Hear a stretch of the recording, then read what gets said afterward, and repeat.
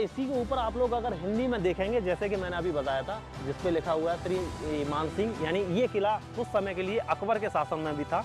तो जो अकबर के सेनापति थे मान सिंह, वो यहाँ पे रह के पूरे बिहार और बंगाल तक का राज्य संभालते थे।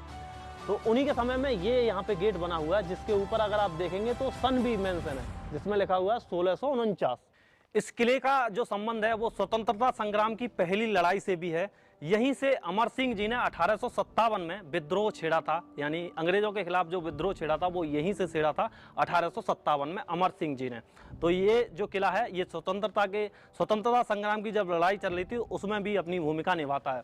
सामने अगर आप देखेंगे तो यहाँ पे एक ये बना हुआ है, इसको बोलते हैं रंग महल। जो है ये एक रानियों का महल हुआ करता था, जहाँ पे राजा और रानी अपने प्राइवेट समय को यहाँ पे बिताया करते थे।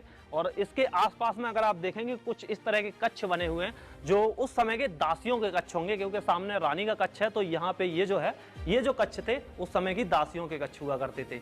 इनको भी अगर आप देखेंगे तो एक कक्ष के मतलब यहाँ पे एक बीच में ऐसे वरांदा टाइप का बनाया गया है और दोनों तरफ एक कक्ष यहाँ पे है और दूसरा कक्ष उस साइड में है। तो कुछ इस तरह से यहाँ पे दासियों के कक्ष भी बनाए गए हैं। अब हम चलेंगे आगे, वो जो रंग महल है उसको आप लोगों को अंदर से दिखाएंगे। बाहर से बहुत ही खूबसूरत देखने में है, पूरा एक परकोटे में यहाँ पे ये बनाया गया है। ऊपर जाने के लिए बाकायदा वहाँ पे सीढ़ियाँ हैं, एक वहाँ पे है, एक वहाँ पे है, मतलब चारों तरफ यहाँ पे सीढ़ियाँ बनी हुई हैं और देखने में भी काफ़ी खूबसूरत है।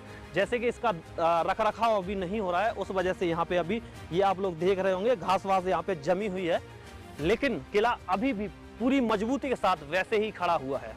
अब हम चलते हैं इस रंग महल के अंदर। यहाँ पे ये सीढ़ियाँ बनी हुई हैं जिससे हम लोग ऊपर चढ़ते हुए आते हैं। और ये देखो यहाँ पे एक पूरा चबूतरा टाइप का बना हुआ है। देखिए आपको कुछ इस तरह का, ये देखो यहाँ पे अगर आप देखेंगे ये चारों तरफ आपको देखने को मिलेंगे इस तरह के। तो ये उस समय में इनमें पानी भरा जाता था। पानी भरने के बाद इसमें गुलाबों के फूलों को डाला जाता था और परफ्यूम वगैरह डाल के, यानी जो हवा बाहर से चले और अंदर की तरफ जाए, वो मतलब उसमें एक अपनी ही महक हो, ताजगी हो, इसलिए यहाँ पे ये सारी चीज़ें की जाती थी। और ये है इसके अंदर जाने के लिए कुछ इस तरह का। देखिए अभी हम आ गए हैं रंग महल के अंदर। तो कुछ इस तरह का ये पूरा रंग महल बना हुआ है, जिसके बीच वाला ये इसका मेन है।